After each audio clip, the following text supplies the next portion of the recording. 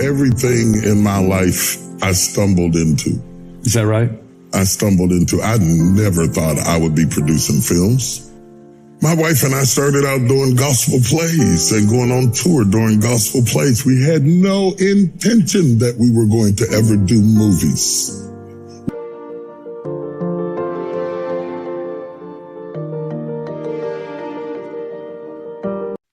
Everything in my life I stumbled into. Is that right? I stumbled into. I never thought I would be producing films.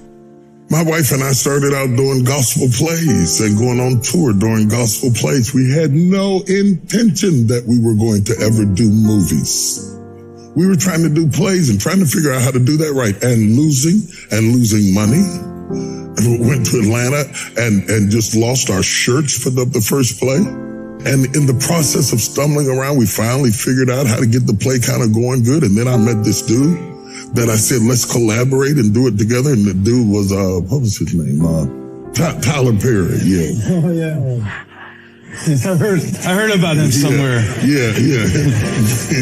Tyler Perry was fresh out of sleeping in his car. Right. And I was fresh out of money. And so we got together and collaborated and did a play called Women Are Loose. Reuben Cannon was in the crowd, and he saw the play and he said, I want to make it a movie. He said, I want to make it a movie. I didn't have no movie money. Movie and money both start with an M for a reason. Okay? When you have one, you got to have the other. But he said something to me that becomes the way business people think. They don't fail to do something because they don't have the money. He says, we'll raise the money. Let's do the movie. Listen to the difference in attitude. I can't do it because I don't have the money. He doesn't see money as an issue. If you see it as an issue, it'll be a stop sign. We put the money together and we did this little low-budget film, Women Are Loose, and just on a whim, submitted it to the Santa Barbara Film Festival and won the festival. And all of a sudden, the movie that we were going to put on TV went to screen. You see how you're stumbling into it? Yeah. It's not always that you planned it, but if you honor where you are with your best effort, even if it is not it will lead to it. So as you walk along, you stumble into it. You wouldn't be in this room if you didn't have a vision. Worry about the vision more than the provision. I find that the provision comes to the vision. A lot of people ask for provision who have no vision, and money runs from blindness. Money runs from blindness. Yes, yeah, money runs from blindness. Money. Bishop, you might need to unpack that one. Okay. For some. If there is no purpose, there is no provision. And I'm not talking about physical blindness. I'm talking about blindness so far as career and future. The first thing the bank wants to know is, what do you want to do? Anybody who's going to invest in you wants to hear, what do you see? What do you see? When Jesus healed the blind man and touched him the first time, he asked him, what do you see? Because his response is based on his answer. So the man said, I see men walking as trees. He said, I'm going to touch you again. Until I clear up your vision, we can't leave this spot. The first time I went to the bank, it was amazing. They wanted a 7-year projection of our company. And I thought, wow, I didn't know anything about business. I thought, what in the world do they want that for? I could write down anything. What they're really asking you is, have you thought through the future? That's right. They're asking you, can you see? Because if you can see, we will fund what you see, provision. But if there is no vision, how can there be provision? So when we want something, ask God for provision. But you need to be asking for vision. Because if you get a clear vision and you're passionate about it, people support people, not ideas. So if you're not excited about it, why should I give to it? As a young boy, I was enthralled by airplanes and the wonder of whether I would ever embark on a flight that would carry me to new, exciting adventures and a life of limitless possibilities. I came to know I had the power within me to soar, and that has made all the difference in my life. Flying for the first time is a lot like creating your own business. launching a startup, or establishing a non-for-profit organization. Both require a leap of faith and a willingness to take a journey of unexpected variables. In other words, both require a little bit of crazy and a whole lot of courage. Don't let fear hold you back from doing what you truly love.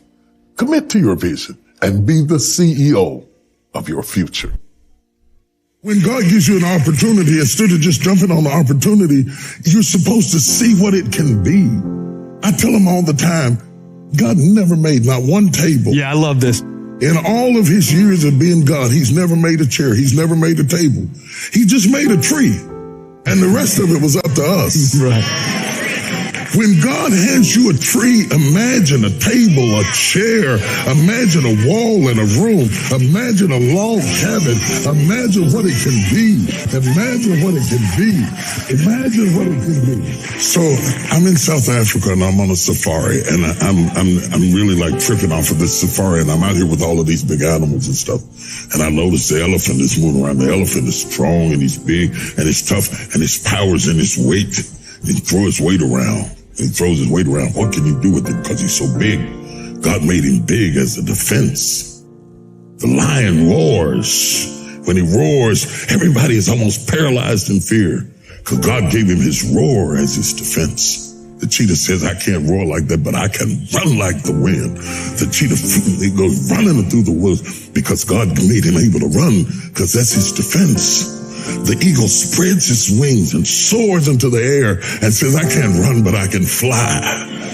God let the eagle be able to fly because it was his defense. And I'm walking around in the jungle and I said, well, Lord, I can't fly like the eagle. I can't run like the cheetah. I can't roar like the lion, and I can't throw my weight around like the elephant. What did you give man as his defense in the whole ecosystem of of life force? What did you give me? He said, I gave you a brain. Your brain is your defense. That's why God didn't make chairs. He only brings it halfway, and then lets you imagine, collaboration, create, develop. You understand what I'm saying? The problem with church people is that we are taught that God makes furniture. So we pray and pray and pray. I want you to look around your life for trees, not tables. God's going to bring it within the reach of your mind, and your creativity is going to take it the rest of the way. And it's going to turn into apps, and it's going to turn into Apple phones, and it's going to turn into computers, and it's going to turn into satellite systems in the heaven. Look at what all we were able to do. No other creature, no other species has sent satellites up into the air, created smartphones. Look at what we did with our head. Why are we in church not using our head? It is not what you think about God that is holding you. It is what you think about you that is holding. Let me try it on that. It is not what you think about God that is holding you. You got great thoughts about God. It is what you think about you that keeps bringing you back down to playing the same role in the same movie over and over again. You will not accept God's script. God has a script for you to go by. You will not accept God's script because you are allowing weaknesses, mistakes, traumas, who didn't love you, who wasn't there for you, who didn't stand by you, to define you, and you are letting the enemy script you for the life Jesus died to give you. Let's talk about the eagles for a minute, because the mother eagle, after sitting on the eggs, protecting it with her life until they hatch, and going out and swimming and attacking prey and bringing back food until they grow, then turns around, the same beak that fed them and the same body that warms them, takes them out to cliffs and throws them over the edge. It is not that she has turned against her children, but she knows that they will never find their wings in safety. The eaglet learns to fly by confronting its scary place. And it's not even trying to fly. It's falling and flapping and thinking mama is crazy. I'm calling Child Protective Services. I gotta get out of this. But in the process of falling and flapping and falling and flapping and falling and flapping and flapping and flapping and flapping, come on, and flapping and flapping and flapping.